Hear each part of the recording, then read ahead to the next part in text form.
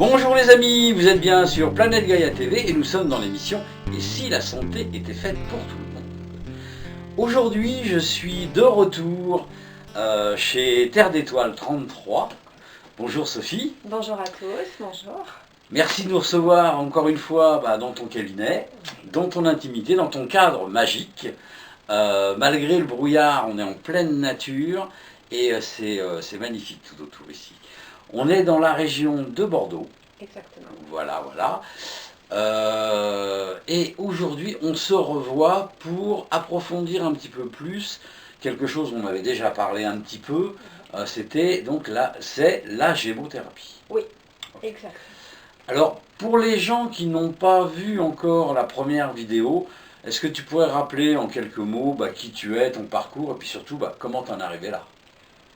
Alors, comment j'en suis arrivée à ce que je fais aujourd'hui? Ça a été un chemin un petit peu sinueux, qui s'est commencé quand j'étais toute petite. Certains diraient que je suis tombée dedans quand j'étais petite. Oh, copieuse. Ça rappelle un peu des choses. Mais en fait, c'est vrai parce que la gémothérapie fait partie d'un ensemble de thérapies naturelles qui sont toutes liées au végétal et qui sollicitent l'aide, l'appui et l'intervention de nos amis végétaux, les arbres, les arbustes, les plantes. D'accord. Et déjà, grande comme ça, je faisais déjà des potions. Ah oui. Bon, je n'osais pas dire qu'elles étaient magiques, quoique, mais je faisais déjà des potions. Et puis les années ont passé et un jour les potions m'ont rattrapée. Les arbres sont venus toquer à ma porte d'une façon tout à fait inattendue. Et j'ai fait une rencontre absolument déterminante. J'ai rencontré un monsieur qui s'appelle Stéphane Boistard. Pour ceux qui ne le connaissent pas, c'est quelqu'un de très très chouette. Et c'est un puits de science, au-delà d'être une très belle personne. Et cette rencontre a été déterminante parce que ce monsieur a mis au point une pratique particulière de gémothérapie qui s'appelle la gémothérapie sensible. Mais si tu veux bien Gérard, avant de rentrer sur la gémothérapie sensible, je vous propose qu'on commence d'abord par parler de la gémothérapie tout court. Oui. Alors pour les gens qui ne savent pas du tout, qu'est-ce que c'est que la gémothérapie? Dans le nom, il y a le mot gemme. Alors c'est pas gemme avec le cœur, mais c'est pas non plus les gemmes de pierre. Eh ben non, ça c'est une petite espièglerie. Oui. Le terme de départ, qui est celui de la personne qui a mis cette pratique au point, qui était Paul Henry. D'accord. C'était phyto-embryothérapie. Oh là là. Et là tout de suite, même si le mot est un peu barbare, ça s'éclaire un peu. Phyto, les plantes, embryo, embryon, thérapie, on y est. Nous voilà sur le terrain des bourgeons. D'accord. Donc la gémothérapie s'est imposée par la suite parce que phyto-embryothérapie était long, pas pratique, etc. Ouais. Gémothérapie, on était dans quelque chose qui était plus originel, et en tout cas plus fluide, plus souple, plus adapté. D'accord. Il y a d'autres raisons très très techniques, mais les plus curieux d'entre vous iront faire des recherches. Je ne vais pas tout vous raconter aujourd'hui, ce serait pas drôle. Donc on est resté sur le terme de gémothérapie. D'accord. Alors il y a une subtilité entre la gémothérapie avec 2 M, qui fait appel aux bourgeons, et la gémothérapie, c'est-à-dire un terme original, avec un seul M, qui était le terme originel de ce qui s'appelle maintenant la lithothérapie, c'est-à-dire la sollicitation de nos amis minéraux. Exactement, nos amis les pierres, mes grandes copines. Mais ça, on en parlera une autre fois. Une autre fois, ou pas, on verra. On verra, selon les envies. Donc la gémothérapie, ce sont des préparations que l'on fait avec des bourgeons. Donc là, il y a plusieurs techniques, il y a plusieurs approches, mais le point commun à tout ça, c'est que ce sont des macérats que l'on fait avec des bourgeons. Donc un macérat, c'est le fait de tremper dans de l'eau, non, pas dans de l'eau. De mettre en macération un bourgeon. Les différentes approches, soit on prend des bourgeons secs, soit on prend des bourgeons frais, et alors dans le terme de frais, il peut y avoir plusieurs degrés d'exigence. Sortie du frigo. Je l'avais pas vu, mais elle est très bonne. Sortie du frigo, sortie plutôt pour certains industriels du congélateur. Ouais. Ou issue directement de cueillette. D'accord. C'est-à-dire juste sur le lieu de cueillette, on met en macération. Ah, attends, je te coupe. Ouais. Je vais poser une question certainement très bête, mais si on met les bourgeons au congélo et qu'on les sort pour faire son macérat, ouais. Ils n'ont pas perdu les propriétés? Ah, bien sûr que Ah si. oui, quand même. Ouais. De la même façon que si on sèche des bourgeons, oui. comme on le fait avec des plantes séchées pour oui, faire oui, des pour infusions, faire des tisanes, des choses comme ça. Ouais. On a tous expérimenté le fait de faire une infusion avec une branche de thym fraîche, ouais. avec une branche de thym sèche. Ouais. Le goût de l'infusion n'est pas le même, ouais. Et les propriétés non plus. D'accord. On n'est pas très très loin. Mais il y a un supplément d'âme, un supplément énergétique. En tout cas, on a l'esprit global de la plante quand on reste sur du frais. D'accord. C'est-à-dire qu'on sollicite la plante, on lui demande si elle veut bien nous donner un petit bout d'une de ses branches ou d'une de ses feuilles. Ouais. Si elle est d'accord, à ce moment-là, on cueille délicatement le petit bout de branche, le petit bout de feuille, et on le met pour faire une infusion par exemple dans de l'eau frémissante. Pour faire une décoction, on le met toujours dans de l'eau frémissante, mais on laisse bouillir plus longtemps. Alors que l'infusion, on arrête, on coupe le feu à partir du moment où on met en infusion et on couvre. Ouais. C'est important de couvrir parce que certains principes sont volatiles. Pour les macérations, on met en macération dans des produits à température ambiante. D'accord. Et on ne chauffe pas. Parce que lorsqu'on chauffe, on détruit du vivant. Ok. Après, il y a plusieurs alternatives. Il y a plusieurs façons de faire qui divergent, en particulier sur dans quoi on met à macérer. Ouais. Donc, on peut mettre en macération dans diverses préparations. Ouais. Dans les grands laboratoires, on met traditionnellement en macération dans un mélange dont les proportions peuvent varier, entre de l'eau, de l'alcool, dont le titre peut varier, dont le degré alcoolique varie, donc de l'eau, de l'alcool et de la glycérine. D'accord. Voilà. Et dans les grands laboratoires, on met en macération soit des bourgeons juste après cueillette. Quand on dit après cueillette, ça peut être quelques heures après cueillette. D'accord. Soit avec des bourgeons séchés. Ok. Voilà. Okay. Évidemment, selon la qualité du substrat, c'est-à-dire la préparation dans laquelle on met en macération, et selon le degré de fraîcheur des bourgeons, le produit qu'on aura à la fin ne sera pas le même. Oui, non, bien sûr. Ça, c'est... Donc toi, tu utilises quoi? Alors, on vient donc à la gémothérapie sensible. Ah, ça c'est la sensible, d'accord. La gémothérapie sensible, c'est à la fois une méthode de cueillette particulière, une méthode de mise en macération particulière, d'accord. Et pour prolonger, pour aller jusqu'au bout du raisonnement, un substrat, c'est-à-dire la préparation dans laquelle on met à macérer, qui est particulier aussi. D'accord. Donc la gémothérapie sensible, elle se distingue par ces trois aspects-là des choses. Ok. Par lequel tu as envie qu'on commence? Ah. La cueillette, ça me paraît, parce que c'est le premier acte. Exactement. Donc en gémothérapie sensible, telle que nous la pratiquons dans le cercle de ceux qui ont été formés par Stéphane Boistard, il y a d'abord une préparation de l'intervenant, c'est-à-dire la personne, le cueilleur, se met d'abord en... Comment dire? Il y a une préparation personnelle qui diverge selon les personnes, mais l'idée c'est toujours la même. C'est de revenir à du calme intérieur, à de l'alignement, à du centrage, à de l'ancrage. Se mettre en accord avec soi-même et se placer dans son cœur. Après, les techniques pour y parvenir sont propres à chacun. Certains pratiquent la méditation, ce que je vous recommande vivement parce que ça a des tas de bienfaits. Bien sûr. Certains pratiquent des bains de nature, des bains dans les arbres. Certains ont des pratiques de type Qigong ou Tai Chi ou autres, ou même tous en même temps. Certains travaillent avec des amies minérales. Je l'aime bien. Elle fait plein de choses quand on lui demande gentiment. Donc il y a plein de pratiques possibles pour revenir à un état de calme, de paix, et si possible, pousser un peu plus loin le curseur, c'est-à-dire revenir dans un état de joie intérieure. D'accord.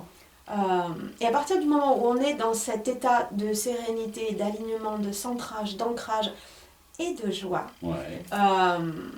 on voit si ce qui appelle le jour où on avait imaginé aller cueillir, c'est tel ou tel ou tel bourgeon sur telle ou telle plante, parce que c'est un peu comme s'il nous faisait j'ai des trucs pour toi, viens voir. Je vais te faire des petits cadeaux. On va pouvoir travailler ensemble. On va pouvoir œuvrer ensemble.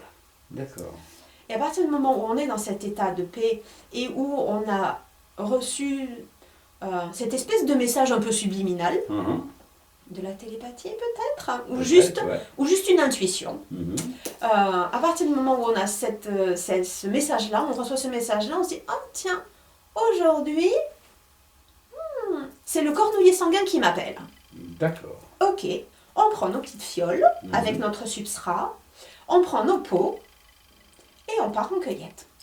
Et on va rencontrer sur notre chemin 1, 2, 3, 4, 10 individus cornouillers sanguins, puisque c'est eux qui nous ont fait « Oh !» Et quand on rencontre le premier, on lui dit « Bonjour copain, comment tu vas ?» Non, je plaisante. C'est plus... c'est plus une espèce de prise de contact un peu énergétique avec le végétal en lui disant t'es très très beau toi, tu m'as l'air d'être en pleine forme. Est-ce que tu veux qu'on fasse des choses ensemble? Est-ce que par cas tu aurais quelques bourgeons que tu aimerais m'offrir avec l'objectif de faire du bien aux êtres? Et là, on se pose un peu, on réfléchit pas trop, surtout, on laisse notre copain mental de côté, en le remerciant de tout ce qu'il fait pour nous, mais c'est pas à lui qu'on fait appel pour l'instant. On se met un peu à l'écoute de soi et on ressent la réponse du végétal. Oui, il est ok, ou non, c'est pas son jour, il n'a pas envie. S'il n'a pas envie, on le remercie chaleureusement et on lui dit, on reviendra te voir une autre fois si tu veux bien. Et puis on va voir un de ses copains. Et puis s'il est d'accord, eh bien, on tend la main vers un bourgeon en disant « Est-ce que celui-là, tu me l'offres ?» Et on écoute. Après, ça peut se faire relativement rapidement, ça fait quelques secondes, ou des fois on prend plus de temps, parce que, plein de choses, mais parce qu'on a juste besoin de plus de temps. On tend la main et vers un bourgeon, et si on sent que le végétal, l'arbre, l'arbuste ou la plante est ok, délicatement, on saisit des doigts le bourgeon et on le cueille.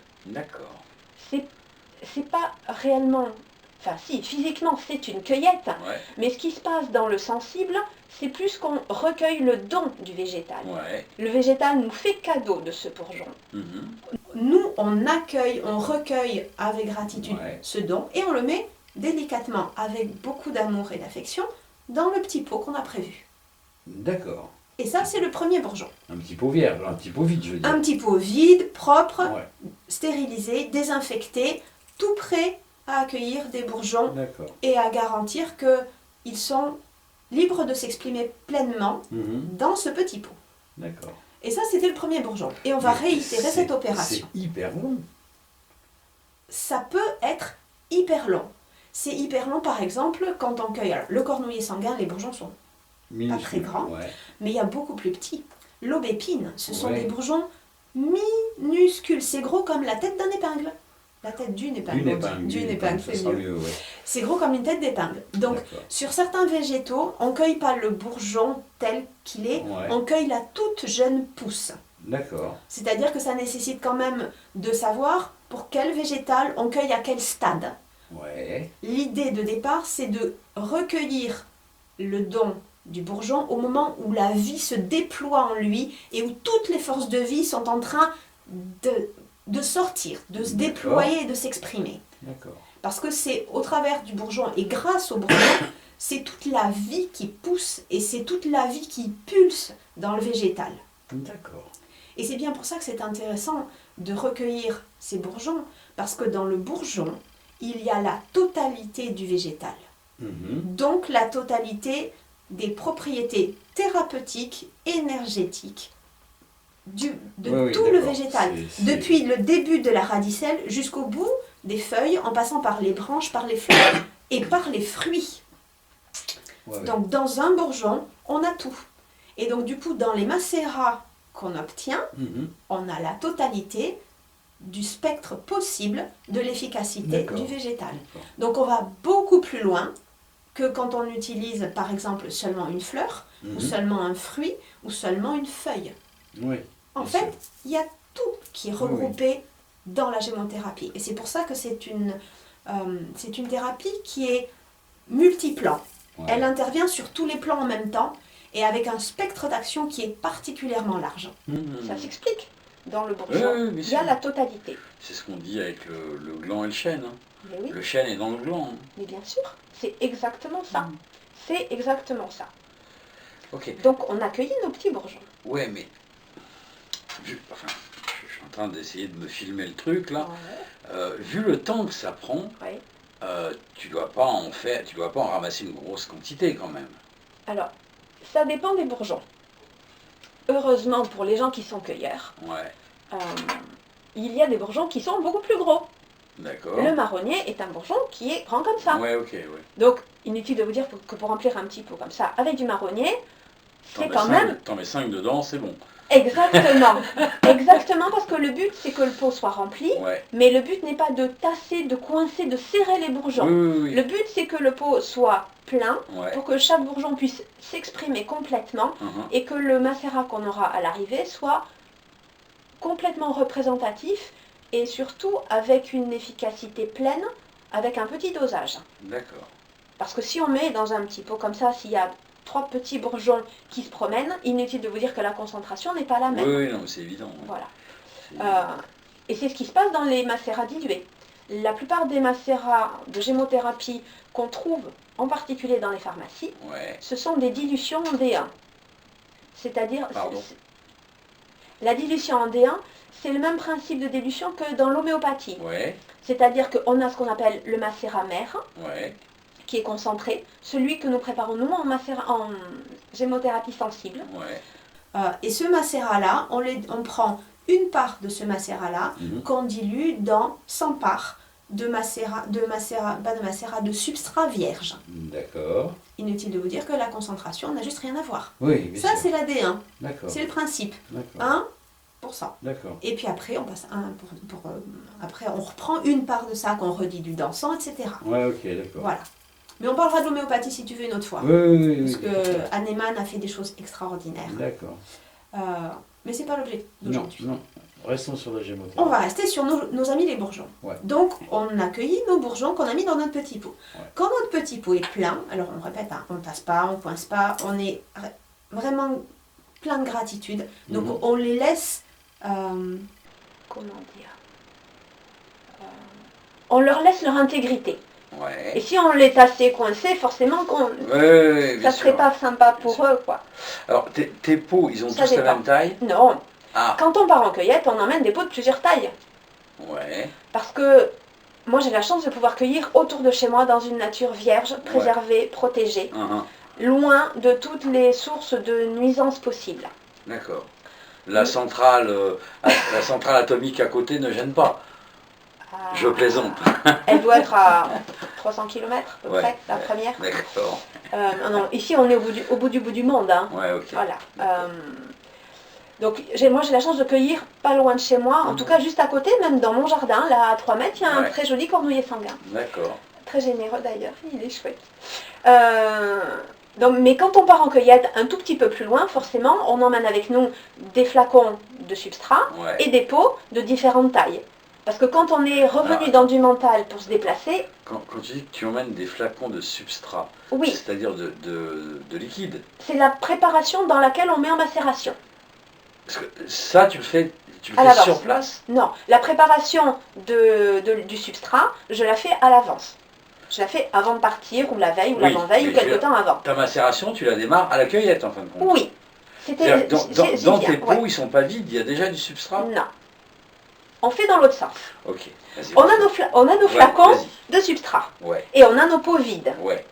On part en cueillette avec nos pots vides. D'accord. On remplit notre petit pot.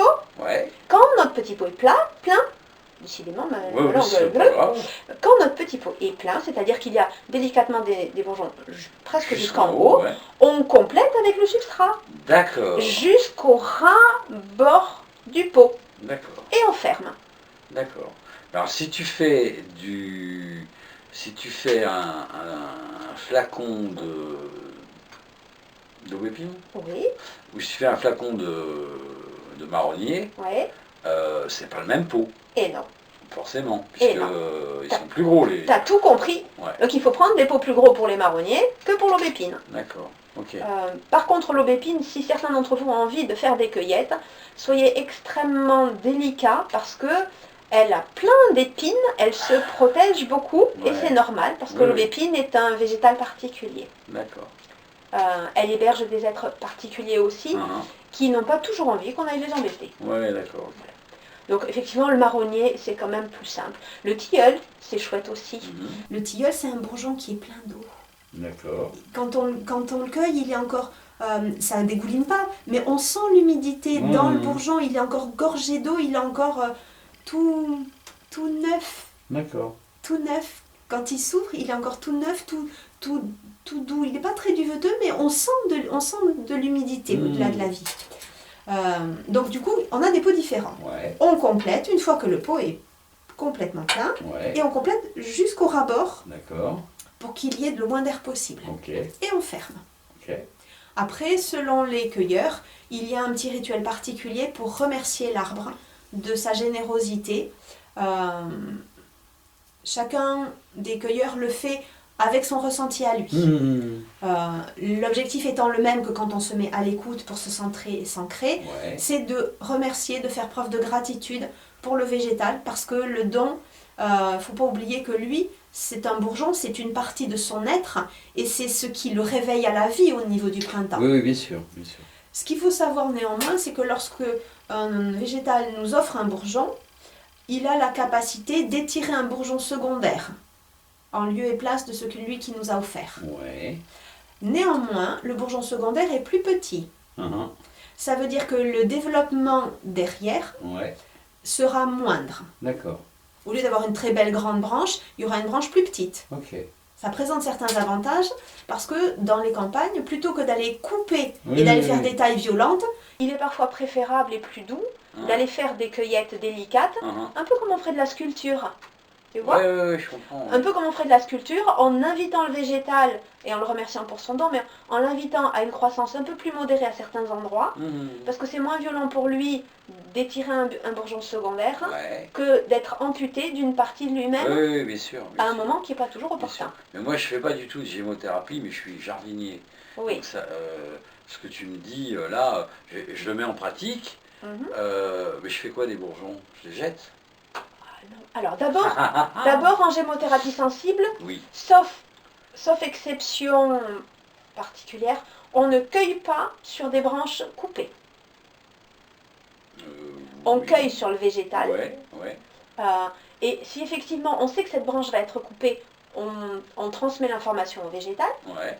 C'est toujours notre meilleur ami, on va lui dire, écoute, cher ami, ta barbe est trop longue, je vais être obligée de la couper un petit peu.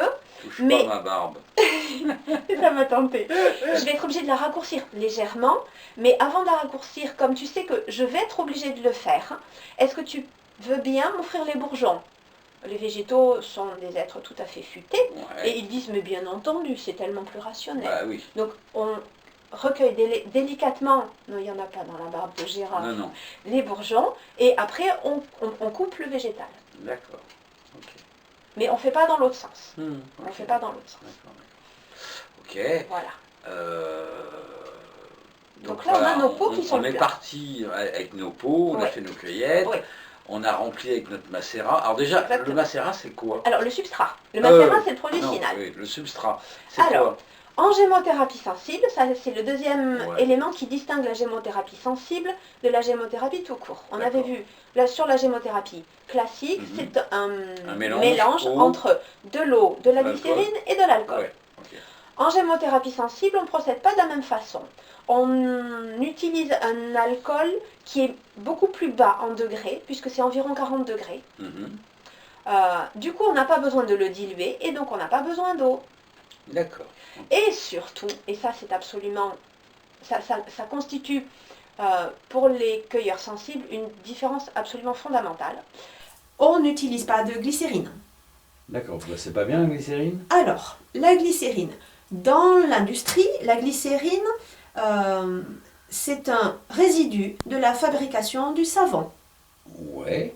Ce qu'il faut savoir, c'est que dans l'industrie, on fait du savon avec de la graisse de tout et de n'importe quoi. Oui. Quand vous voyez marqué sur vos savons, taloate de sodium. Oui. Taloate, c'est quoi?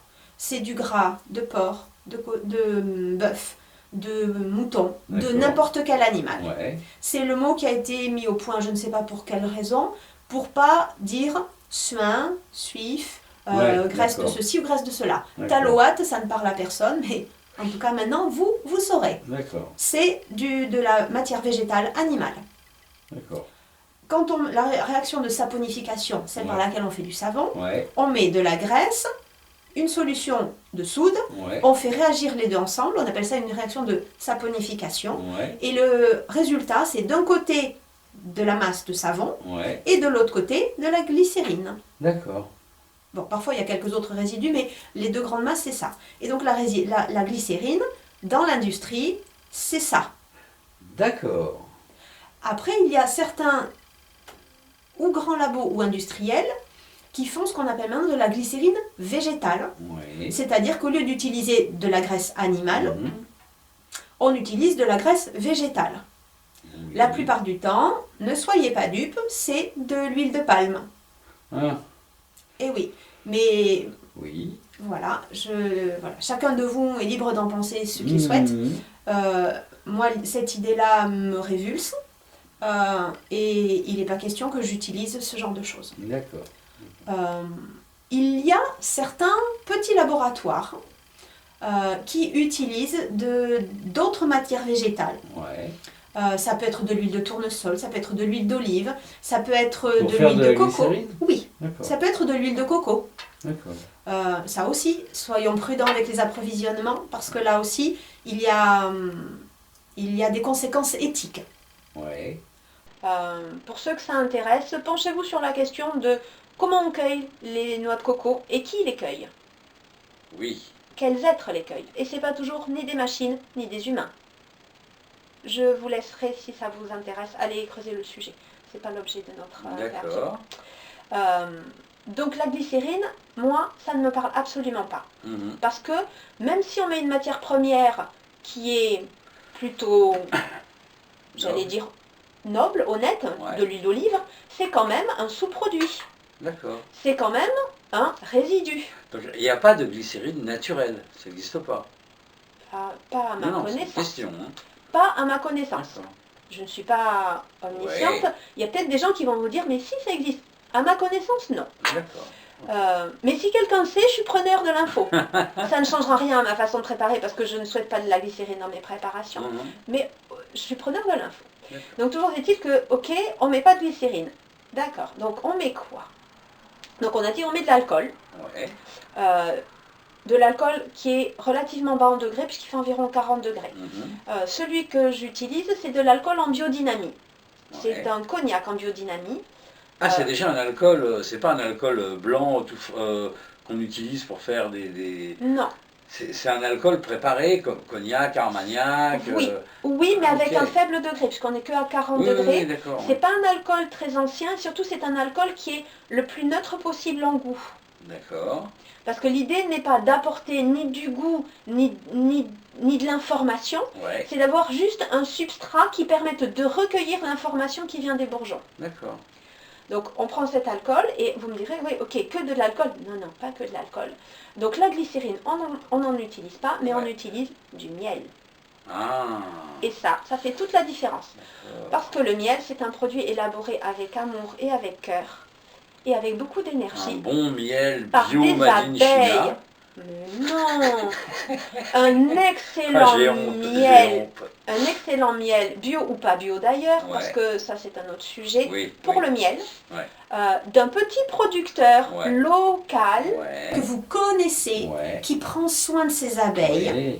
qui ne recueillent qu'une partie de leur récolte, Mhm. cette partie dont elles n'ont pas besoin, Mhm. qui prend bien soin de leur laisser tout ce qu'il leur faut, le même petit apiculteur qui va aller leur mettre du miel à disposition, voire même d'autres substances, du pépin de pamplemousse, pour Mhm. les aider à mieux se porter. D'accord. Celui que j'utilise, c'est du miel d'acacia. Mhm. Parce que non seulement il est très liquide, il est très Ouais. clair, mais c'est celui qui a le goût le plus neutre. Et qui D'accord. donc permettra au bourgeon de s'exprimer le mieux possible. D'accord. Donc le substrat, c'est ça. Et Une c'est- préparation, C'est miel, alcool. c'est important que le miel soit liquide. C'est plus facile à travailler quand Ouais. on prépare le substrat. D'accord. Et traditionnellement, le miel d'acacia est souvent liquide. Oui, oui, oui, tout à fait. On pourrait faire ça peut-être si on en trouvait avec du miel d'aubépine. Mais c'est beaucoup plus C'est rare. extrêmement rare. Ouais. C'est extrêmement rare. Ouais. On prend le miel d'acacia parce qu'il n'est pas trop difficile à trouver, Ouais. qu'il est très doux. Si vous trouvez des miels d'autres choses et que ça vous parle, c'est ok. Gardez néanmoins en tête que plus ce miel a un goût qui est léger, Ouais. plus ça permettra au bourgeon de s'exprimer, y compris dans le goût qu'il va dégager. D'accord. Et le goût a une utilité. Bah oui, quand même. Donc voilà le substrat. D'accord. Un mélange d'alcool doux et de miel. De bonne qualité. D'accord. De bonne qualité, dont on est sûr que c'est du miel et pas du sirop. Pas du glucose. Du glucose ouais, liquide ouais, ouais. ou du sirop de fructose ou des choses de ce genre-là. Certains préparateurs utilisent du sirop d'agave. Ah, À titre personnel, d'une part, ça ne me parle pas, ouais. et d'autre part, ça vient très souvent du bout du monde. Oui, oui, oui, oui. Et énergétiquement, le miel, ça a quand même quelque chose de très On est particulier. bien d'accord. Ça apporte une énergie, On est bien d'accord. ça apporte quelque chose qui est vraiment très complémentaire. Alors, les puristes diront, Paul Henry, qui est le fondateur de la phytoembryothérapie, devenue gémothérapie par la suite, Mhm. pour lui, c'était un mélange de glycérine, alcool et eau. Et pour lui, mettre du miel, c'est plus de la gémothérapie. D'accord. Ok, Ok. néanmoins, ça fonctionne très bien. Et on a des produits qui travaillent très bien et Mhm. avec des résultats qui sont à la fois très doux, très progressifs, mais qui tiennent dans la durée et qui amènent vraiment des choses très intéressantes. D'accord. Donc là, on était sur le comment on fait et Ouais. c'est quoi la gémothérapie sensible. Mais alors, la gémothérapie, pour qui, pourquoi? Pour qui, pourquoi Comme ça, en 2 mots, potentiellement pour tout le monde et Ouais. potentiellement pour presque tout. Pour D'accord. beaucoup de choses. Moi, j'ai chopé une crève carabinée, je peux faire de la gémothérapie? Oui, Ah. on d'accord. peut Je utiliser pensais la piéger, là, gémothérapie. mais bon, non. Et non. Parce qu'en fait, la gémothérapie, on a plusieurs possibilités pour la solliciter. Ouais. Soit on prend la gémothérapie pour travailler sur le terrain, Ouais. c'est-à-dire en traitement de fond, D'accord. pour soit régénérer, soit drainer, soit rééquilibrer, soit recharger. Mhm. Ou alors on peut la prendre selon d'autres modalités et d'autres protocoles Ouais. pour des traitements dits sur des soucis plus aigus, plus ponctuels et peut-être plus gênants, en tout cas avec une apparition plus courte, D'accord. un peu plus explosive, j'allais dire D'accord. presque. D'accord. Ta crève par exemple. Ouais, ouais. Moi j'aime bien travailler avec la gémothérapie sur le terrain, parce que le terrain ça fait tout. C'est le terrain qui permet au virus de s'installer, de se développer ou pas. Donc je fais de la gémothérapie pour éviter d'attraper la crève. Exactement. D'accord. Où on accompagne un début de crève avec la gémothérapie pour restaurer un terrain plus sain, plus équilibré, Mhm. et que d'elle-même, l'origine de ta crève, Ouais. ces petites bébêtes, ces petits virus, Mhm. aillent faire un tour plus loin. D'accord. La gémothérapie n'éradique rien. Ok. Elle n'éradique pas, elle aide au retour à l'équilibre. D'accord. Comme la majorité d'ailleurs des thérapies alternatives. Mhm. Elles aident à revenir à ce que certains appellent l'homéostasie, c'est-à-dire le retour aux équilibres habituels Ok. et optimaux de l'organisme. D'accord. Donc pour qui Potentiellement pour tout le monde. Mhm. Quand je dis pour tout le monde, c'est pour tous les êtres. Donc ça veut dire les humains, ça veut dire les animaux, ça veut dire les végétaux. Les végétaux? Et mais oui, Ah ouais, j'aurais jamais pensé. Ouais. un végétal qui vient aider un autre végétal. Ouais, ouais, Notre oui, ami oui. le chêne, avec ses bourgeons, sa force, son endurance, sa stabilité, peut très bien venir au secours d'un végétal qui a besoin d'un soutien énergétique, qui a besoin de reprendre un peu du poil Mhm. de la bête. Ouais, ouais, bien sûr. Donc ça marche aussi très bien. D'accord. Ouais, Ça marche très bien sur les animaux, ça marche sur les papas, les mamans, les enfants, les mamies. les tout petits. Il y a néanmoins une petite particularité sur les futures mamans, les dames enceintes, ou les jeunes enfants, ou simplement les gens qui ne souhaitent pas de consommer d'alcool. Ah oui. Il y a une petite subtilité, une petite astuce. Il y en a très peu parce que avec la gémothérapie sensible, on prend quelques gouttes par jour. La posologie habituelle, c'est entre 1 et 3 gouttes une fois dans la journée. D'accord. Donc inutile de vous dire que la dose d'alcool est quand même particulièrement faible. Néanmoins, elle y est. Et il y en a des traces ou des toutes petites quantités, mais il y en a. Les gens qui ne veulent pas consommer d'alcool, il y a une alternative très simple. On met là ou les quelques gouttes dans un petit fond d'eau et on laisse 1 heure, 2 heures, 3 heures que l'alcool s'évapore. Et le tour est joué. L'alcool s'est évaporé et il vous reste les bénéfices du bourgeon. Donc on n'a pas tout à fait fini tout à l'heure. On avait notre pot qui était plein. Quand nos pots sont pleins ou quand on sent que nos amis végétaux disent « Ok, c'est bon, t'as ce qu'il te faut pour aujourd'hui », on s'arrête là. On a remercié chacun des végétaux qu'on a sollicités. On repart avec nos pots, qu'on ramène au labo. Et on laisse la macération se faire pendant un certain temps. D'accord. Un certain temps, c'est à minima 3 semaines. Ça, c'est un minimum. D'accord. Parce que c'est à partir de 3 semaines qu'on estime qu'on a le totum de la plante qui s'est exprimé. D'accord. Il m'arrive assez souvent d'aller un peu au-delà, parce que je reçois cette information-là. Parce que le végétal m'a dit, tu sais, 3 semaines, c'est un peu juste. D'accord. Donc ça m'arrive de laisser plus longtemps en macération. D'accord.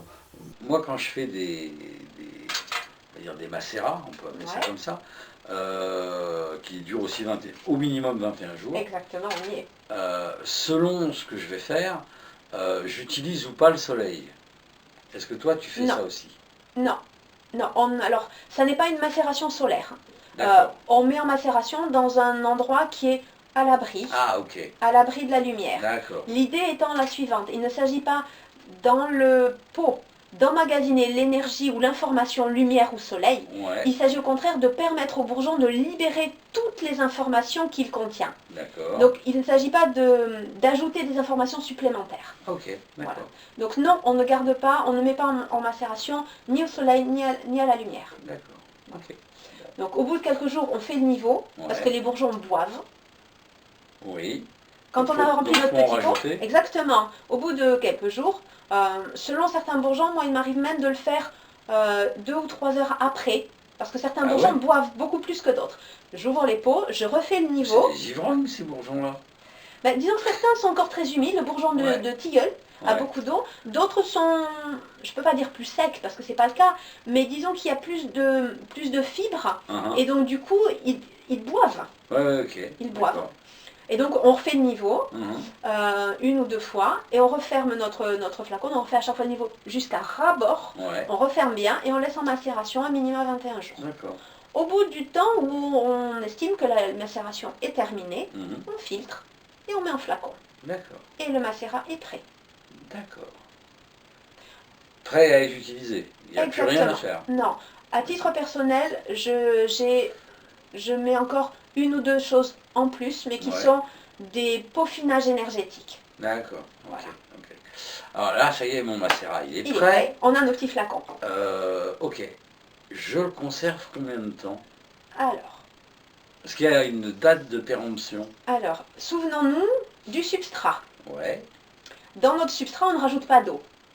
Donc, on n'a pas de potentiel oxydatif, à part celui de l'eau naturelle du bourgeon ou du taux d'humidité qu'il y a dans l'alcool ou dans le miel. Mais le miel en tant que tel, quand il est dans un pot, chez vous, vous le gardez combien de temps? Oh là là. Des années? On est d'accord. On est bien d'accord. Du cognac qui fait environ 40 degrés, vous le gardez combien de temps chez vous? 30 ans? 20 ans? Non, il est bu avant. Mais ce que je veux dire, c'est que techniquement, on a des cognacs qui ont 150 ans. Oui, tout à fait. Quand on mélange du miel qui se garde pendant peut-être 10 ans, peut-être 7 ans, 8 ans, je ne sais pas, je n'ai pas été jusque-là. Du cognac qui se garde pendant des décennies, on rajoute des bourgeons. Ok, vous allez me dire, les bourgeons, ils sont frais. Oui, ils sont frais. Donc on réduit un petit peu, d'accord, au lieu d'être peut-être avec une durée de conservation de 40 ans, 50 ans, 60 ans, peut-être 200 ans pour du cognac. Mhm. Il y en a qui ont 200 ans. Oui, oui. On baisse un petit peu, on est d'accord. Du miel, si on part sur une idée qu'on peut le garder peut-être 7, 8, 10 ans, Ouais, 10 ans, on va dire. quand on a 40 ans d'un côté, et je fais un minima pour l'alcool, et peut-être 8-10 ans de l'autre côté pour le miel, on a une durée de conservation du substrat qui est quand même très élevée. Mhm. Pas quantifiable de façon stricte, Oui, oui, oui, bien mais qui est sûr. très élevée.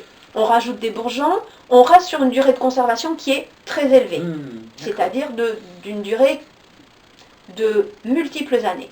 Pour autant, la législation nous impose une durée de DLUO, c'est-à-dire date limite d'utilisation optimale, Mhm. qui est beaucoup plus courte, qui est de 2 à 3 ans.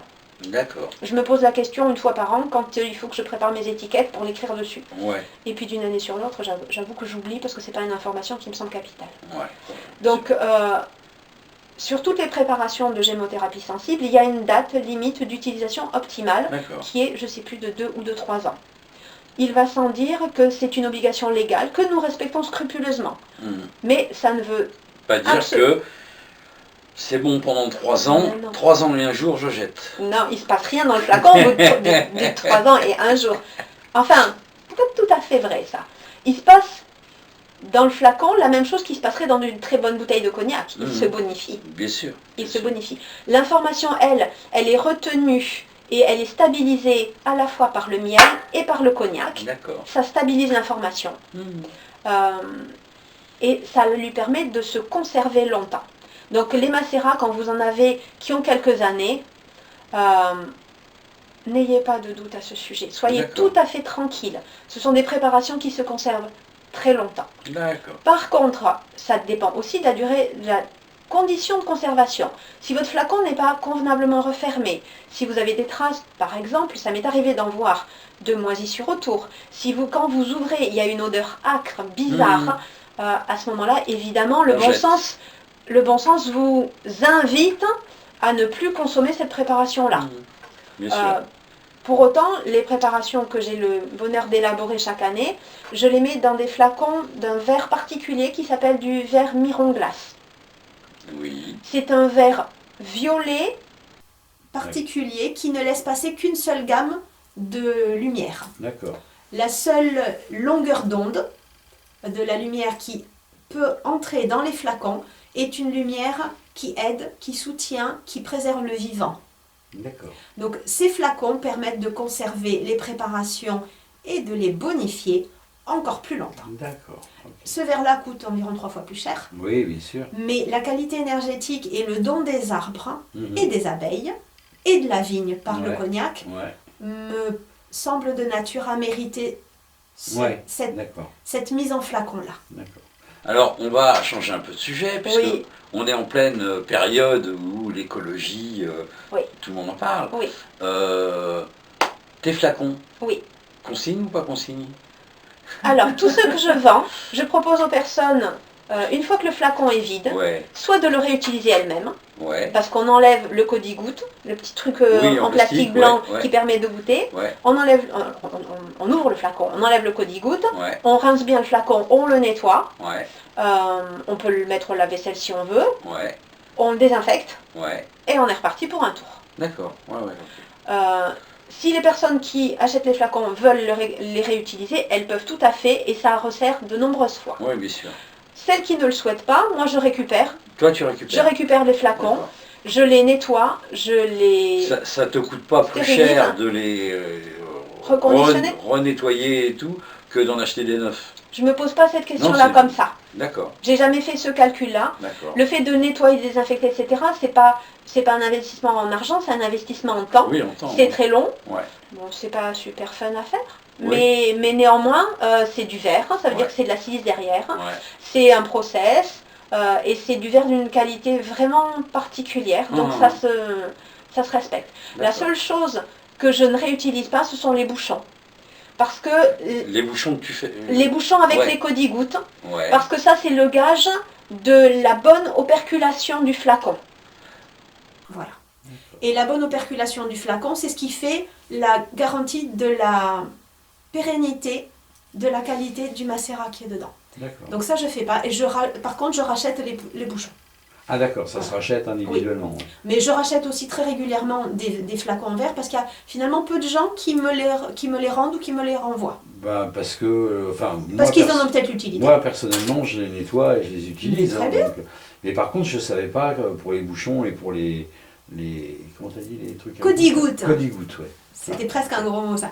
Après, quand c'est pour vous, évidemment que le bouchon et le codigoutte, vous le lavez soigneusement et vous le réutilisez. Moi, quand je vous fournis un flacon avec un produit dedans, je me dois de faire en sorte que tout soit... Nickel. Exactement. Bien sûr. Optimal. Mais moi, à titre personnel, je peux les nettoyer, les réutiliser, il n'y a pas de souci avec ça. Tout à fait. Moi, c'est pour des questions d'hygiène et de sérénité mentale que je préfère racheter des bouchons. Quand c'est pour moi, parce que je fais des flacons que je destine ou moi ou à ma famille, les codigouttes, je les réutilise. Oui, ok, d'accord. Oui, mais pas dans ceux que je, que je vends. Non, ça, c'est donc, on a nos produits qui sont élaborés et qui sont tout prêts. D'accord. Donc ça, déjà, là, on est paré avec tous nos petits flacons. Ok. Alors, on avait dit pour qui? Pour tout le monde. Ouais. Pourquoi? Pour des tas de choses. Il y a des alors, le fait même de faire des macérats avec des bourgeons, on a à chaque fois, sur chacun des bourgeons, donc sur chacun des macérats, on a un spectre d'action qui est très large. Ouais. Qui est très large. Mais ils ont quand même chacun leur spécialité. Bien sûr. Parce que chacun des végétaux a sa personnalité propre et son champ d'action. Je vois en particulier là, il y a un magnifique églantier, juste là. L'églantier, c'est un bourgeon absolument extraordinaire, avec une puissance de vie qui est presque magique, j'allais dire, qui est particulièrement développée. Et donc l'églantier, lui, on va le solliciter dans des tas de cas de figure où on est en baisse d'énergie, où on est un peu au fond du seau, où on est par exemple plus ou moins toujours patraque. Peut-être que tu as déjà rencontré, toi dans ton parcours professionnel, des enfants qui ont toujours un pet de travers, qui sont toujours un peu en vrac, un peu souffreteux, un peu... qui ont du mal à grandir parce qu'on les sent mal d'énergie. Le bourgeon d'églantier va faire des merveilles pour les accompagner. On est là sur du traitement de terrain, sur du traitement de fond, où on va aider l'organisme vraiment à retrouver de l'énergie, où on va aider ses enfants à avoir plus de vitalité. D'accord. Mais après, il va faire d'autres choses, l'églantier. Il va venir soutenir quand il y a par exemple des maladies un peu longues ou un peu compliquées. Il va aider l'organisme en lui apportant un supplément d'énergie, en lui apportant un peu de joie de vivre, en lui donnant un peu plus d'optimisme, en lui donnant des ressources supplémentaires. D'accord. Est-ce que... Alors, j'ai deux questions pour terminer. Est-ce qu'il y a des contre-indications? Alors oui, il y a certains bourgeons pour lesquels il y a des contre-indications. Est-ce que ça va dépendre? Moi je suis malade, j'ai un traitement médical. Est-ce que il faut que j'en parle à mon médecin avant de prendre de la gémothérapie ou je peux en prendre en plus de mes médocs? Alors, il y a quelques contre-indications en particulier sur les cas où il y a des cancers hormonodépendants. Il y a certains bourgeons qui sont incompatibles avec des cas de cancer hormonodépendant. D'accord. Je pense en particulier à l'érel. Le bourgeon d'érel est un bourgeon qui accompagne beaucoup les femmes sur des tas de plans. Mais quand il y a dans la famille ou dans les antécédents, des cas de cancer hormonodépendant, on déconseille formellement l'érel et on va plutôt sur un autre bourgeon, peut-être du pommier, peut-être du framboisier. D'accord. Donc oui, il y a des incompatibilités et il y a des cas où on est prudent, c'est-à-dire où par précaution, on ira peut-être sur un bourgeon un tout petit peu moins ciblé, moins pointu, parce qu'on veut rester dans une sécurité parfaite. Par contre, ce qui est vraiment important à dire, c'est qu'avec la gémothérapie, on a une quantité de matière qu'on utilise, c'est-à-dire la quantité de bourgeons dont on a besoin pour faire un macérat est très très faible par rapport à de l'aromathérapie, où là on est exactement sur le plan inverse, c'est-à-dire qu'on a besoin de beaucoup de matière pour avoir très peu de produit final. Et donc du coup on est sur un produit sur l'aromathérapie qui est extrêmement concentré. Et donc il faut être extrêmement vigilant sur les quantités et les utilisations. Sur la gémothérapie, on a des quantités qui sont qui sont bien moindres. On a une action qui est néanmoins particulièrement visible, mais qui est plus en douceur, plus respectueuse, plus, comment dire, pas plus, moins bousculante. D'accord. L'aromathérapie, on est vraiment sur un effet bulldozer, clairement. Mais c'est un effet coup de poing. La gémothérapie, on accompagne en douceur, mais c'est une puissance qui est maîtrisée. D'accord. Donc du coup, on n'a pas les problèmes peut-être qu'on aurait sur de l'aromathérapie de dosage, les problèmes de seuil de toxicité. On n'a pas ce genre de soucis sur la gémothérapie. On est vraiment sur une innocuité presque parfaite.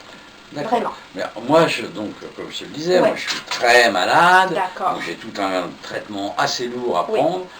Je t'en parle à toi ou j'en parle à mon médecin? Les deux, mon capitaine. Pour prendre de la gémothérapie. Alors, déjà, tu m'en parles à moi pour savoir ce que tu prends comme médicament, ce que tu as comme symptômes et quelles sont les causes de tes symptômes. Parce que la gémothérapie, elle va soulager les symptômes, mais elle va en même temps aller bosser sur les causes. D'accord. Donc tu en parles à moi pour qu'on soit sûr de te proposer le bon macérat, celui qui va t'accompagner à toi. Qui va te permettre de revenir vers du mieux-être, vers de la santé.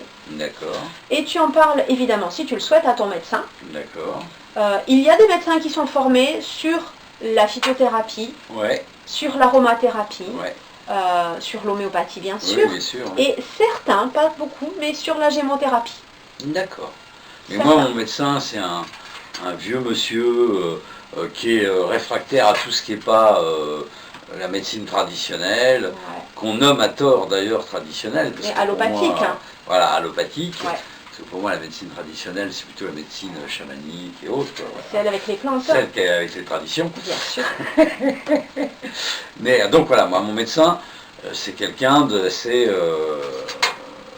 on va dire, conventionnel. Tout à fait. Et si je lui en parle, il va me dire, mais arrête avec tes conneries, là. Je te fais un traitement qui est très bon. Oui, sauf que l'allopathie s'arrête souvent aux symptômes. Oui, mais ça, on est d'accord. Voilà. Et après, c'est la liberté de chacun de se soigner, soit comme il l'entend. Oui. La gémothérapie, néanmoins, est une alliée précieuse pour accompagner les processus de retour vers la guérison, de retour vers la santé. Voilà. D'accord. Ne serait-ce que parce que comme elle l'aide à revenir vers un terrain qui est plus stable, qui est plus équilibré, le terrain se rééquilibrant en revenant, lui, à un optimal, ce qui générait la pathologie se réduit, voire disparaît. Non pas parce qu'on aura combattu et qu'on aura gagné, mais simplement parce que les conditions qui permettaient le développement de la maladie ne sont plus là. Simplement. Et ça me semble intéressant. Dernière question. Oui. Cocktail de gémothérapie ou pas? Alors, est-ce que dans une préparation, tu mets... Un complexe. Est-ce qu'on fait des complexes? Un complexe, oui. Cocktail, c'est bien aussi. Bon, ça fait un peu... Oui. Mais complexe, ok, l'un ou l'autre, de toute façon, ça marche bien. Alors, spontanément, je dirais, dans une bonne partie des cas, je préfère travailler en unitaire. D'accord. Quitte à avoir 2 unitaires et à t'en proposer à vous en proposer un le matin, un le soir. D'accord. Parce que, c'est ce que je disais tout à l'heure, un bourgeon a un rayon d'action très large. Donc j'aime bien travailler en unitaire pour que le bourgeon puisse déployer tout son savoir-faire exactement dans tous les plans et sur tous les domaines sur tous ces domaines d'action. Donc c'est pour ça que j'aime bien travailler en unitaire. Dans certains cas, je propose un le matin, un le soir, mais à distance, comme ça chacun a le temps de faire son boulot. Exactement, chacun peut s'exprimer librement. Il m'arrive néanmoins, dans des cas un peu particuliers, de proposer des complexes. Ça m'est arrivé il n'y a pas très longtemps, en particulier pour certains animaux, pour des chevaux, parce que certains d'entre eux vivent à l'extérieur et que c'était trop compliqué pour l'humain d'y aller une fois le matin pour lui donner 3 gouttes de noisetier, une fois le soir pour lui donner 3 gouttes de figuier et une fois entre midi et 2 heures pour lui donner 2 gouttes de autre chose. Ou parce que simplement l'intuition me dit qu'il faut élaborer un complexe avec 2, 3 ou 4 macérats différents pour tel cas de figure particulier.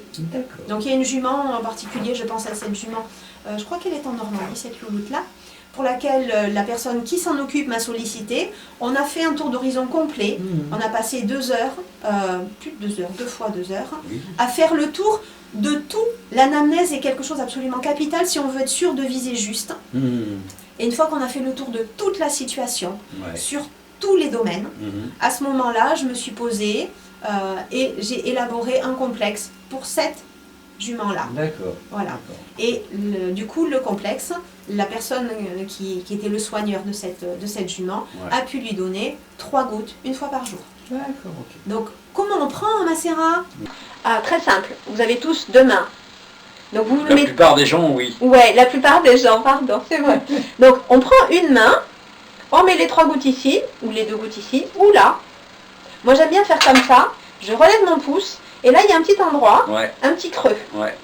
Ça marche très bien sur le dos de la main, hein, parce que les gouttes elles se font pas la malle. Ça marche très bien ici aussi. Mais chacun fait comme il l'entend. Moi j'aime bien sur la main, parce que ça permet au macérat de se déployer, de faire « Ah, je peux m'exprimer ». Et après, on y met un petit coup de langue. Ah ouais, on ne met pas directement sous la langue. On peut. On peut. Il n'y a pas de contre-indication, mais moi j'aime bien le poser sur la main parce que comme ça, les bourgeons peuvent dire « Ouais, c'est bien, je peux m'éclater ». D'accord, voilà. Ça marche. Ok, bah écoute, merci beaucoup Sophie. Et la dernière chose, vas-y. On fait des cures de 3 semaines. Ah, ça c'est important. Ouais. Une fois par jour en mode normal, pendant 3 semaines. Au bout de 3 semaines, on fait un break de 8 jours, on fait le point et on voit si on recommence ou pas. D'accord. Et on peut même mettre en place, ça fait vraiment des choses chouettes à l'arrivée, un programme de gémothérapie.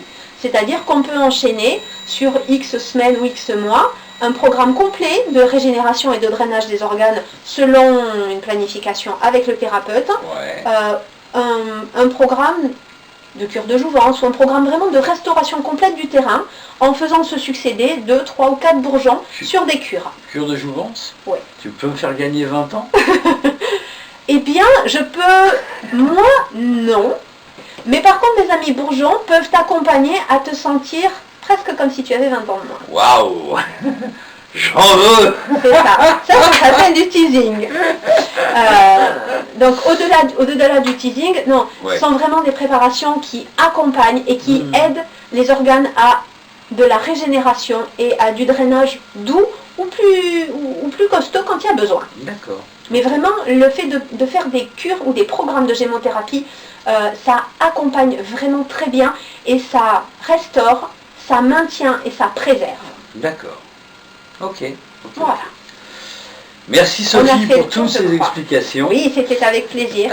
Vous avez l'habitude, chers amis, vous avez vu la bande en dessous de la vidéo, où vous avez tous les renseignements de contact pour contacter Sophie, Terre d'Étoile. Terre d'Étoile 33. Exact. Puisqu'on est dans le 33. Oui. Tu travailles en consultation, tu travailles dans la région, sur la région de Bordeaux, mais par contre les élixirs, non pas les macérats. Les macérats, oui. Je peux être à Lille, à n'importe où, j'envoie. Petit coup de téléphone. Exactement. Alors j'envoie, ce que j'aime bien, c'est un petit coup de téléphone où on prend un temps pour échanger, pour que je sois sûre de vous proposer le bon macérat, celui qui va vraiment vous aider. Et à partir du moment où on a pris ce temps d'échange et où on a ciblé ensemble, à ce moment-là, on envoie par la poste, je mets ça dans une enveloppe à bulles, et hop, vous recevez le macérat 2-3 jours après chez vous. Ok, il n'existe pas un macérat qui mettrait le banquier dans de bonnes dispositions pour être généreux avec moi, non? Non, ça n'existe pas ça. Eh bien si, la plupart des banquiers sont des gens stressés. Oui. On va leur proposer, selon comment on le sent, du figuier ou du tilleul, pour les aider à être davantage dans la sérénité et la douceur, et du coup ton banquier sera dans des dispositions nettement plus favorables pour t'écouter. Ok, voilà les amis, ça sera le conseil de fin. Donc n'hésitez pas, nos amis les bourgeons sont là pour vous aider, chacun de vous. Ok, super. Écoutez les amis, vous êtes bien sur Planète Gaïa TV et nous sommes toujours dans l'émission « Et si la santé était faite pour tout le monde ?» L'aventure va se terminer maintenant et je vous dis à très vite pour une prochaine aventure. À bientôt. Au revoir. Voilà les amis, l'émission est maintenant terminée. Alors j'espère que ça vous a bien plu.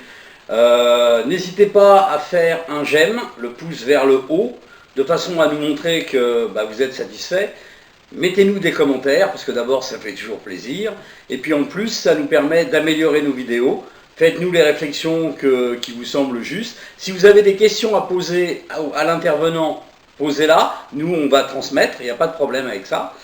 La règle, c'est bien sûr le partage. Plus vous allez partager, plus on sera connu. Plus on sera connu, plus on aura de soutien. Et donc, on pourra faire du travail de meilleure qualité encore. N'hésitez pas à aller sur la plateforme Tipeee. L'adresse est en dessous de la vidéo. La plateforme Tipeee, c'est notre plateforme de financement participatif, ce qui nous permet de pouvoir continuer, pouvoir exister, de changer notre matériel et de nous déplacer. Donc vous pouvez faire un don de 1 euro à, je sais pas moi, 1 million d'euros, si ça vous fait plaisir, d'une manière mensuelle, donc avec un engagement, ou d'une manière ponctuelle, c'est-à-dire juste une fois. Plus on aura de sous de votre part, plus on aura un budget prévisionnel conséquent, et donc plus on pourra prévoir de vidéos. On pourra prévoir aussi de changer notre matériel, encore une fois, de façon à avoir un matériel encore plus performant. Actuellement, on sort une vidéo par semaine, tous les lundis. Et là, le but de cette année, c'est progressivement d'arriver à 2 vidéos, donc une autre le jeudi. Donc vous allez voir apparaître des nouvelles vidéos de temps en temps, mais de plus en plus souvent le jeudi, donc pour arriver à 2 vidéos. Pour ça, on a besoin de vous, parce que sans vous, sans votre argent, qui est le nerf de la guerre, malheureusement, on ne pourrait pas exister. Donc je vous remercie d'avance pour votre soutien, et je vous dis à bientôt pour de prochaines aventures. Au revoir.